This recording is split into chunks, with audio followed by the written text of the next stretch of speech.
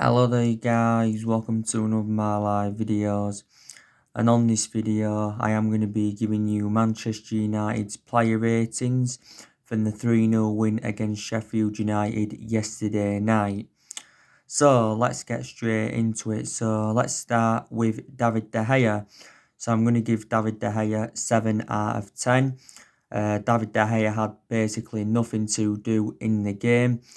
I think Sheffield United only had one shot on target the whole game. So I'm going to give David De Gea a 7 out of 10. Don't forget, David De Gea was criticised in the 1-1 draw with Tottenham last Friday because obviously, he should have saved Steven Bergwijn's goal. Don't forget, it was Roy Keane that had criticised David De Gea. Now, of course, David De Gea has been a long servant at Manchester United. Of course, Solskjaer still insists that David De Gea is the best goalkeeper in the world. Solskjaer, had defended David De Gea, he'd responded to Roy Keane's criticism. David De Gea is approaching now his 10th year at Manchester United. And I think analysing it, David De Gea has had 7 good years out of the 9 years he's been at Manchester United. But like I said, I think he's still regarded as one of the best goalkeepers in the world, reflecting on what he's achieved at Manchester United, because he has won everything here domestically, and he's also won individual awards as well. And I think David De Gea has nearly made 400 appearances for us in all competitions. And all of that. Now, he has been with us since 2011. We did get him from Atletico Madrid for £17 million. Obviously, last year, David De Gea had signed a 4-year deal with Manchester United worth £375,000 a week. So David De Gea is the highest paid goalkeeper in the world, and he's the highest paid at the football club. I did say, when David De Gea leaves Manchester United, it's very inevitable that he'll go back to Spain. Because obviously, he began his footballing career in Spain. He was born in Spain, plus his relatives in that are from Spain as well. Don't forget, back in 2015, David De Gea was close to joining Real Madrid, but due to a fax machine, his move to Real Madrid never materialised. And if we do sell David De Gea, whether it be next year or the year after or whenever, we'd still get a lot more than the £17 million that were paid for him from Atletico Madrid. But he has made quite a lot of mistakes in the last couple of years. We know that David De Gea is going to remain our number 1 goalkeeper for the remainder of this season. But Solskjaer, has got a decision to make on David De Gea. There has been reports saying that we could consider making Dean Henderson our number 1 next season. But reportedly, Solskjaer said that Dean Henderson is not yet ready to become our number 1, and he's going to give David De Gea 12 months to rescue his Manchester United career. Solskjaer did say prior to the Sheffield United game that Dean Henderson's developing really, really well at Sheffield United, and he's being coached well at Sheffield United. Obviously, he didn't play yesterday, Dean Henderson, due to personal reasons. It's been his 2nd season on loan with Sheffield United, like I said. He's been their player of the season. So Dean Henderson, could be going out on loan again. He's had other loan spells as well, with Stockport, Grimsby and Shrewsbury. We got Dean Henderson as a 14-year-old. We got him from Carlisle back in 2011. And Dean Henderson has got a contract with us until 2022. But we won't get rid of him permanently because we do see him as a long-term replacement for David De Gea. So anyway, David De Gea, 7 out of 10. Wan-Bissaka, going to give him a 7 out of 10. I thought some of his decision-making were very, very good. He was very, very effective on that right-hand side. We just need to see more of his attacking game and Wan-Bissaka's. That's only the downfall at the moment. Don't forget, got an assist for one of Anthony Martial's goals as well. So I thought Wan-Bissaka had a pretty good game. Victor Lindelof, gonna give him a 7 out of 10. Some United fans would say out of 10, 8 out of 10, but I'm gonna give him a 7 out of 10. Yeah, did very, very well, did Victor Lindelof. I thought, he made some very, very good clearances. Did very, very well on one-on-one situations. I thought he kept the ball well as well. Well did Victor Lindelof, he built up the play good. And he was much better than he was in the 1-1 draw against Tottenham. I thought he was very, very poor in the 1-1 draw against Tottenham. Like I mentioned, he got caught out so many times, when Tottenham were counter-attacking, and he did struggle, did Victor Lindelof. But yeah, I thought, he really, really improved yesterday. This has been Lindelof's third season at Manchester United. We did get him under the Jose Mourinho, where, we paid £30 million for him from Benfica. And he struggled in his first season, couldn't really find that consistency, but I thought last season, the vast majority of this season, a lot of aspects of his game have really, really improved at Victor Lindelof's. So yeah. Harry Maguire, I thought he had a really, really good game as well. I'm going to give Harry Maguire a 7 out of 10. Dealt with long balls good. Played well. He showed good composure. He showed very, very good composure. Kept the ball well and that. So yeah, I'm going to give Harry Maguire a 7 out of 10. Don't forget, he also had a goal disallowed in the game, did Harry Maguire, but it had been disallowed because I think someone had pushed a Sheffield United player. So yeah, Lindelof and Maguire both played very, very well. Luke Shaw. Gonna give Luke Shaw a 7 out of 10. I thought Luke Shaw, had a good game, to be quite honest with you. He got caught out a couple of times on that left-hand side. I thought defensively Luke Shaw was good. I thought he showed some good attacking intent as well. So yeah, he's going to get a 7 out of 10.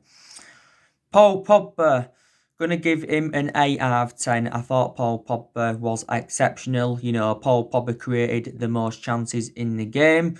So he was unlucky, not to get his name on the score sheet. And I thought also too, the combination between Paul Pogba and Bruno Fernandes was absolutely fantastic as well. Paul Pogba, had made his first start for Manchester United since September.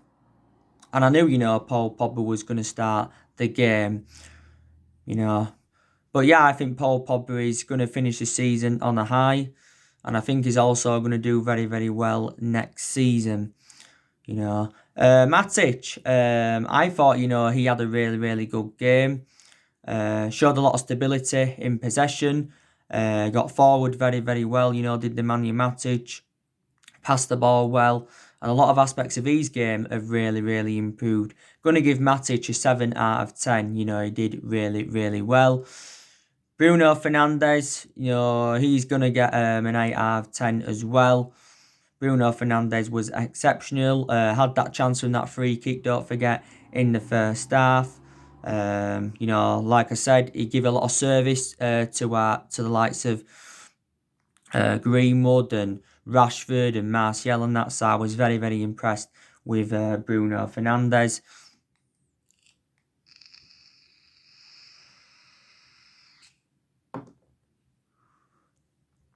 I really, really was.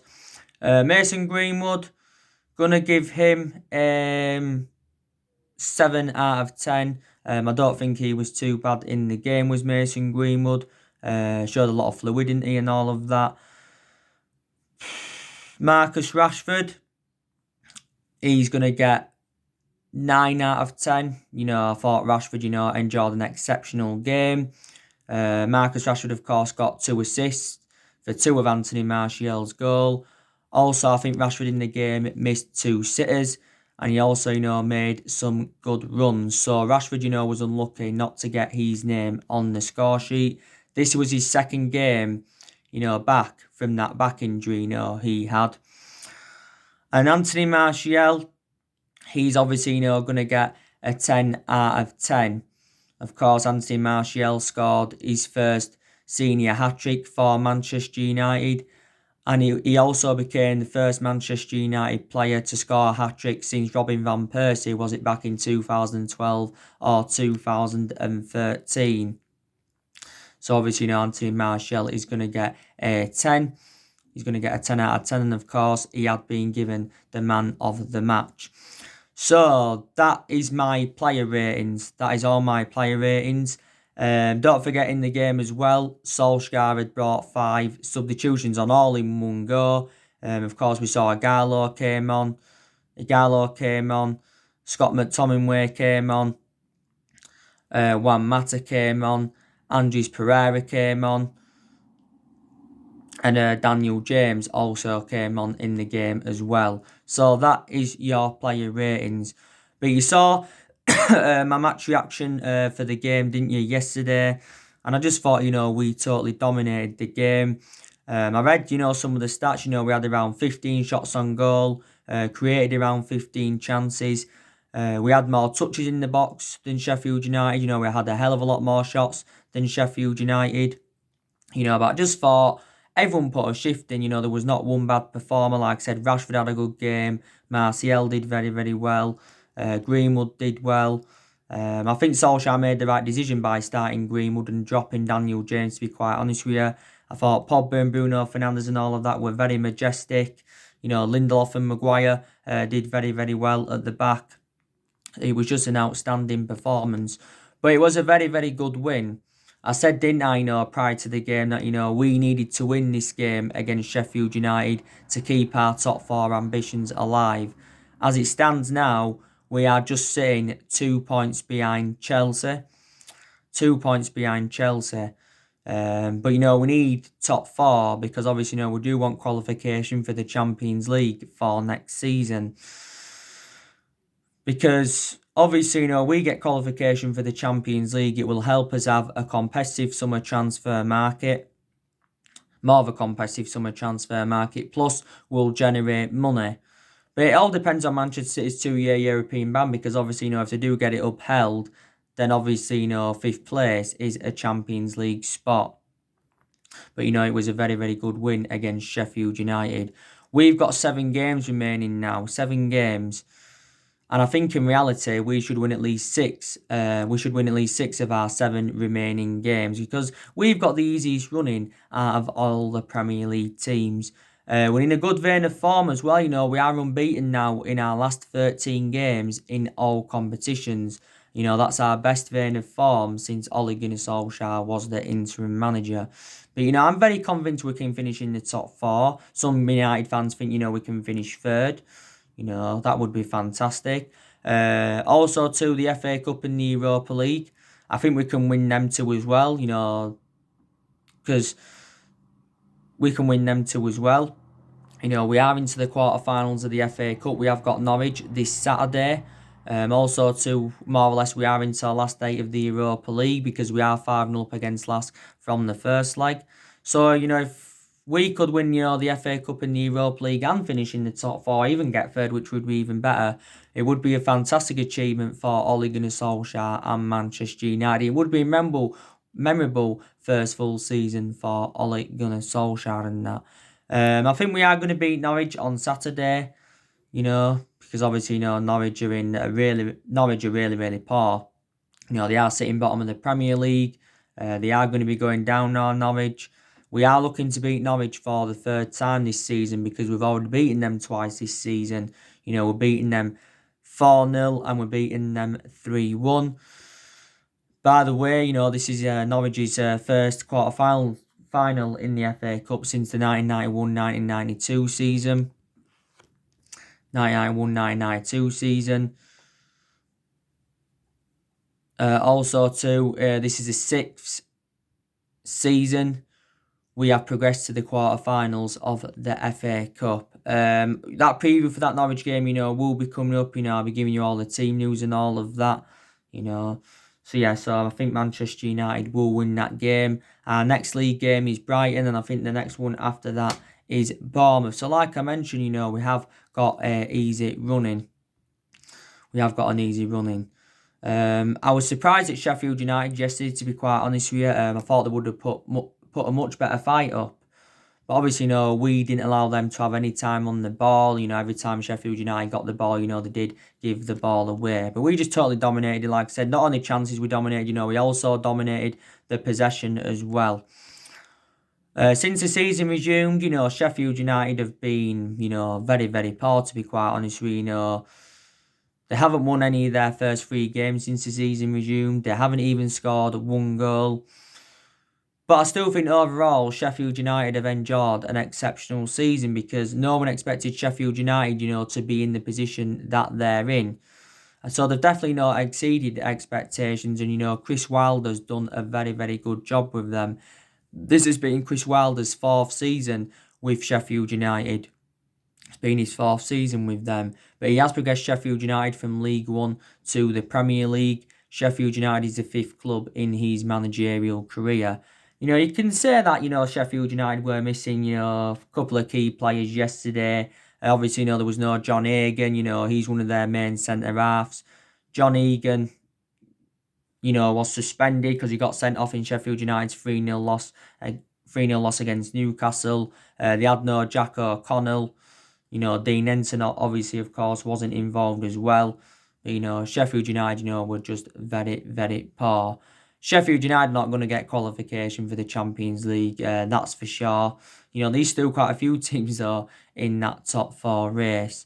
But I said, didn't I, on my prediction, would beat Sheffield United 3-0. Sheffield United have not beat us in the league since 1973. So, there you go. So, these still things, we have got to play for the remainder of this season. Don't forget, I think our expectations next season will be to challenge for the title. Solskjaer did say we are not too far away from challenging for the title. Solskjaer says that we've got to, spend money, to become title contenders and to compete with the likes of Manchester City and Liverpool, because Solskjaer yesterday gave us an update on our transfer plans, and he did say, that we will do business if players become available for the right price. But I think he did say, we won't be spending loads and loads on players. Of course, you had Ed Woodward coming out the other month saying that, we will remain competitive in the summer transfer market. But he did say, we won't do business as usual in the summer transfer market and that. I was hearing stories the other week saying that we're going to get around 270 million to spend in the summer transfer market, or did it say 269 million? Well, if that is the case, that should be enough for us, to get the right number of players in. If that is true. Solskjaer's already identified the areas in the squad where he does want to strengthen up, because still areas, where Manchester United are lacking. Solskjaer did say, he wants to make around 3 or 4 major signings at the end of the season. This is, what he had basically, said. But yeah, we want to become title contenders next season. We really, really do, because this has been, the 7th season now. We have failed to mount any kind of title challenge up. So that just indicates how inconsistent we have been in the last 7 years. Of course, the last time we won the Premier League was in Alex Ferguson's last season, back in 2013. So that will be our expectations next season. I did say, didn't I, our expectations at the start of this season would have been, to finish in the top 4 and maybe get some silverware on the board and all of that. But Solskjaer has got big decisions to make in the summer transfer window, of what players he's going to recommend in, and of course what players he is going to get rid of. There has been so many players on our agenda, Jadon Sancho, of course, he's our number 1 priority target. Jack Grealish, he's another one of our priority targets as well. Also too, there's been other players that mentioned as well. Jude Bellingham, he's obviously, going to Borussia Dortmund, so obviously, he's not coming to Manchester United. So there's big decisions to be made. I think we're going to get rid of at least 5 players in the summer transfer window, at least 5 players. So we'll get rid of players in the summer transfer window. We are going to generate money that way by getting rid of players in the summer transfer window. I think we're probably Going to get rid of Phil Jones. We'll be looking to get rid of Smalling and Rojo on permanent transfers. Also, we'll be looking to get rid of Jesse Lingard and Andres Pereira. We've got to make a decision on Angel Gomez's future because his current contract expires on... Sorry, not contract. Sorry, yeah, his current contract expires on the 30th of June, does Angel Gomez's. So we've got to make a decision on his future. And Solskjaer did say in the press conference prior to the Sheffield United game that he has no update on Angel Gomez's contractual situation. Solskjaer did say in the press conference prior to the Tottenham game that Angel Gomez is close to signing a new contract at the club. I think the recent offer we'd made to Angel Gomez was around £30,000 a week. This is, the offer, that Manchester United had made. But obviously, he's only made 6 first team appearances this season, only 10 in total since he broke into the senior squad, Angel Gomez. Like I said, Solskjaer's got other decisions to make. He's probably got a decision to make at left back. Because we are facing a bit of a dilemma at left back. We've got Luke Shaw and Brandon Williams there. Brandon Williams played no part yesterday. Look, for the remainder of this season, Luke Shaw will be our first choice left back. But maybe next season, Brandon Williams could become our first choice left back. Like I said, he's got a goalkeeper decision to make. I did say he had the decision to make between Lindelof and Eric Bailly. I think Lindelof's going to remain our first choice centre-half for the time being. But some United fans have said, actually should start playing Bailly ahead of Lindelof. But like I said, Lindelof had a really, really good game yesterday and all of that. But the summer transfer window will be Solskjaer's second summer transfer window as Manchester United manager, because he's already overseen one summer transfer window. And in total, it will be his fourth transfer window as Manchester United manager.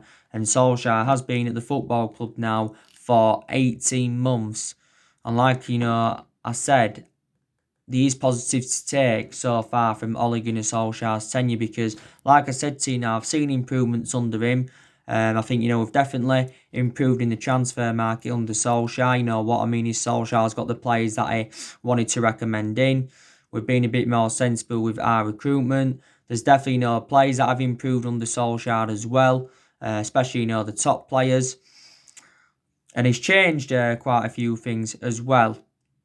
As you know, Solskjaer, he's brought 5 good players into the football club at the moment and spent just over £200 million on them. Last summer brought Daniel James, Wan-Bissaka and Harry Maguire in.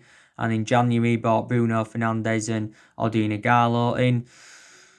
He's also got rid of a lot of the deadwood since he got recommended into the football club. I think we have seen a total of 19 players depart the football club, since Ole Gunnar Solskjaer, got recommended in. So yeah, he's got rid of a lot of the deadwood. He's also promoted the youth very, very well. The young players have been given their chances. Like I said, Greenwood's flourishing, Brandon Williams is flourishing and all of that, which is very, very good. But like I said, there's some young players that have found game time, very, very difficult. We've done very, very well against the top 6 sides this season. We've taken 18 points against the top 6 sides this season. So that's also another improvement as well. It really, really is in that. But yeah, I'm very, very convinced that, we are going to finish the season on a high. I'm very, very convinced, that is going to happen.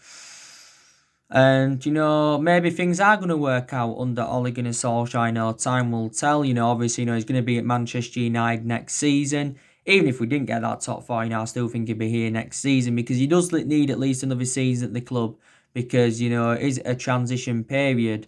Solskjaer revealed at the beginning of the year he's hopeful that we can get through this transition period and that. So he will be here next season. Like I said earlier on in the season, we enjoyed our worst start to a Premier League season for 30 years. And reflecting on that, Solskjaer was under serious pressure at the football club. And he was really, really close to getting the sack. But a couple of the main explanations why Solskjaer did not get sacked at Manchester United is because of the signing of Bruno Fernandes. He's definitely saved his job at the football club. With the wins against likes of City and Tottenham earlier on in the season, they also saved Solskjaer's job at Manchester United as well. So there's a few things, that have saved his job. But Ed Woodward has said throughout the course of this season that Ole Gunnar Solskjaer's job is safe. He believes that Solskjaer has a foreseeable future for Man United, and he's going to back him in the summer transfer window. Also, too, the Glazers are willing to back Solskjaer as well. The United fans have got different perceptions on it. Some United fans think he can get us back to where we want to be. And some United fans think, we need a manager in at the top level with a proven pedigree. Now, Solskjaer, is kind of inexperienced as a manager, but, he's been in the Man United job now for quite some time, so he's gaining managerial experience there. Man United is a third club in his managerial career, because obviously, before he was at us, he was at Molde, won a couple of Norwegian titles there, and before he was at Molde, he was at Cardiff. He enjoyed a very, very short tenure with Cardiff. Managed 29 games for Cardiff, did Solskjaer. But he got sacked from Cardiff because he ended up getting Cardiff relegated in that. So, yeah. But give him, more time at the football club, because like I said, not every manager settles in straight away. But yeah, he got it spot on against Sheffield United yesterday. I knew he would anyway, which is very, very good. Like I said, Solskjaer's been going with a lot different formations throughout the course of this season. He's been going with that 4-2-3-1 a lot. In the games against the likes of Chelsea and City, he went with a 5-3-2. We've gone with a 3 at the back a few times as well. A few times he has gone with the 4-3-3 and all of that. But I just think now, for the remainder of this season, what we need to do is keep starting Greenwood. Because I'd prefer Greenwood ahead of Daniel James, to be quite honest. I think Daniel James has had a good season, don't get me wrong. I won't take that away from him.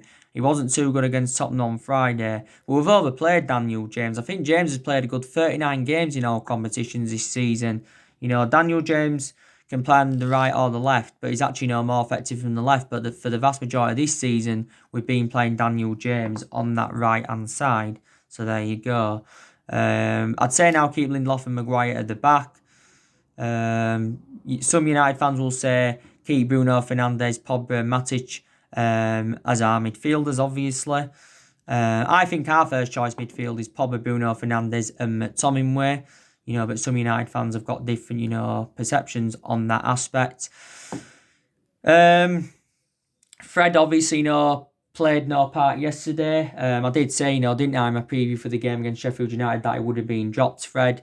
Fred wasn't bad against Tottenham, and I think I've got to make an addition regarding Fred. I think he's enjoyed an exceptional season for Manchester United.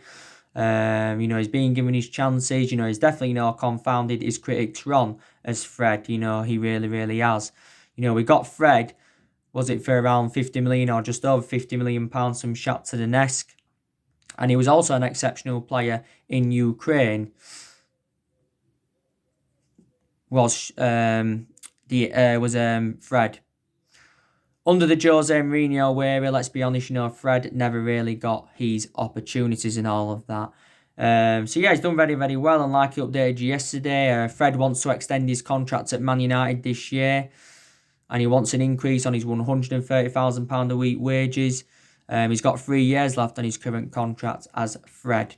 So there you go. McTominay, he obviously, like I said, came on yesterday. Obviously, didn't start the game at McTominay. I probably had a feeling that, he wasn't going to start the game. I'd have actually, started him. But obviously, Matic started instead of, McTominay. We had the good news regarding Scott McTominay. He recently signed a 5-year contract at Manchester United. So he's under contract with us now until 2025. And there's also an option of a further year as well. Solskjaer did say in the press conference that McTominay has been part of the club for so long. He has been with us since 2012. And he said it's good that McTominay has committed his long-term future with Manchester United. He's been in our senior squad since 2017. He made his senior debut against Arsenal. And he's gone on to make around 76 appearances for the football club and has scored 9 goals. But to be fair, we've extended a lot of players' contracts, since Ole Gunnar Solskjaer came in. I think we have still got around 8 or 9 players' contracts that are due to expire next year. But of course, we will sort that out. But yeah, for the game against Norwich on Saturday in the Cup, of course, Solskjaer's going to make changes from the 3-0 win against Sheffield United yesterday and all of that, you know.